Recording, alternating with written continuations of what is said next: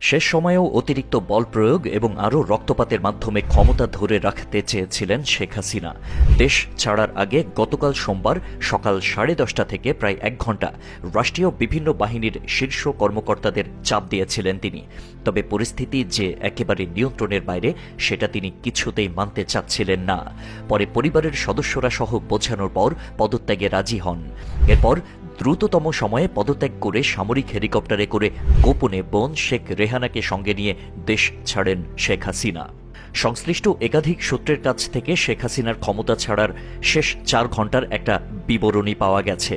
সর্বশেষ পাওয়া তথ্যানুযায়ী ভারতের ত্রিপুরা রাজ্যের আগরতলা হয়ে দিল্লি পৌঁছেছেন তিনি। সেখান থেকে তার যুক্তরাজ্য যাওয়ার সম্ভাবনা রয়েছে। দলীয় অস্ত্রধারী কর্মীদের নামিয়ে গত রোববার দিনভর সারা দেশে ব্যাপক সংঘাত ও প্রাণহানি ঘটানোর পরও ছাত্র জনতার আন্দোলন সামাল দিতে পারেননি শেখ হাসিনা। যদিও পরিস্থিতি উপলব্ধি করতে পেরে রোববার রাতেই শেখ হাসিনাকে তাঁর একজন উপদেষ্টা সহ কয়েকজন নেতা বোঝানোর চেষ্টা করেন।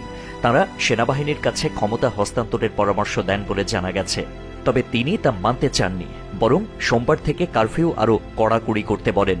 ভোর থেকে কারফিউ কড়াকড়ি করার উদ্যোগ নেওয়া হলেও সকাল 9টার পর থেকে বিভিন্ন স্থানে আন্দোলনকারীরা কারফিউ ভেঙে নামতে শুরু করেন। 10টা নাগাদ ঢাকার বিভিন্ন স্থানে জমায়েত বড় হতে থাকে। বিভিন্ন বাহিনীর উচ্চ পর্যায়ের একাধিক সূত্র বলছে, সকাল 10:30টার দিকে 3 বাহিনীর প্রধান ও পুলিশের মহাপরিদর্শককে প্রধানমন্ত্রীর বাসভবন গণভবনে ডাকা হয়।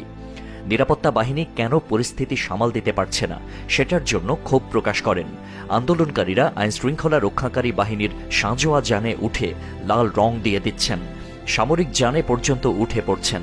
এরপরও কেন তারা কঠোর হচ্ছেন না সেটা নিয়েও ক্ষোভ প্রকাশ করেন তিনি। এছাড়া বিশ্বাস করে এই কর্মকর্তাদের শীর্ষ পদে বসিয়েছেন সেটাও তিনি উল্লেখ করেন। এক পর্যায়ে শেখ হাসিনা আইজিপিকে দেখিয়ে বলেন, তারা তো ভালো করছে, অর্থাৎ পুলিশ। তখন আইজিপি জানান, পরিস্থিতি যে পর্যায়ে গেছে তাতে পুলিশের পক্ষেও আর বেশি সময় এরকম কঠোর অবস্থান ধরে রাখা সম্ভব নয়। ওই সময়ে শীর্ষ কর্মকর্তাদের পক্ষ থেকে বোঝানোর চেষ্টা করা হয়, বল প্রয়োগ করে এই পরিস্থিতি সামাল দেওয়া যাবে না। কিন্তু শেখ হাসিনা সেটা মানতে চাচ্ছিলেন না। তখন কর্মকর্তারা শেখ রেহানার সঙ্গে আরেক কক্ষে আলোচনা করেন। তাকে পরিস্থিতি জানিয়ে শেখ হাসিনাকে বোঝাতে অনুরোধ করেন। শেখ রেহানা এরপর বড় বোন শেখ হাসিনার সঙ্গে আলোচনা করেন, কিন্তু তিনি ক্ষমতা ধরে রাখতে অনড় থাকেন। এক পর্যায়ে বিদেশে থাকা সজীব অজেদ জয়ের সঙ্গেও ফোনে কথা বলেন একজন শীর্ষ কর্মকর্তা। এরপর জয় তাঁর মায়ের সঙ্গে কথা বলেন। তারপর শেখ হাসিনা পদত্যাগে রাজি হন। তিনি তখন একটা ভাষণ রেকর্ড করতে চান জাতির উদ্দেশ্যে প্রচারের জন্য। ততক্ষণে গোয়েন্দা তথ্য আসে যে বিপুল সংখ্যক ছাত্র জনতা শাহবাগ ও উত্তরা থেকে গণভবন অভিমুখে রওনা হয়েছে। দূরত্ব বিবেচনায় 45 মিনিটের মধ্যে শাহবাগ থেকে গণভবনে আন্দোলনকারীরা চলে আসতে পারে বলে অনুমান করা হয়। ভাষণ রেকর্ড করতে দিলে গণভবন থেকে বের হওয়ার সময় নাও পাওয়া যেতে পারে। এই বিবেচনায় শেখ হাসিনাকে ভাষণ রেকর্ডের সময় না দিয়ে 45 মিনিট সময় বেঁধে দেওয়া হয়। এরপর ছোট বোন শেখ রেহানাকে নিয়ে তেজগাঁওয়ের পুরনো বিমানবন্দরে হেলিপ্যাডে আসেন শেখ হাসিনা। সেখানে তাদের কয়েকটি লাগেজ ওঠানো হয়। তারপর তারা বঙ্গভবনে যান। সেখানে পদত্যাগের আনুষ্ঠানিকতা শেষ করে বেলা 2:30টার দিকে সামরিক হেলিকপ্টারে করে ছোট বোন সহ ভারতের উদ্দেশ্যে উড্ডয়ন করেন শেখ হাসিনা।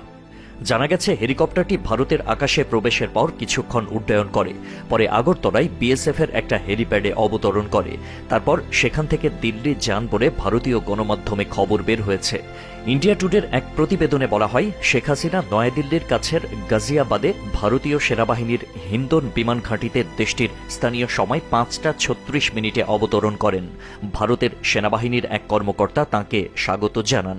সেখান থেকে তিনি লন্ডনে যেতে পারেন বলে জানা গেছে।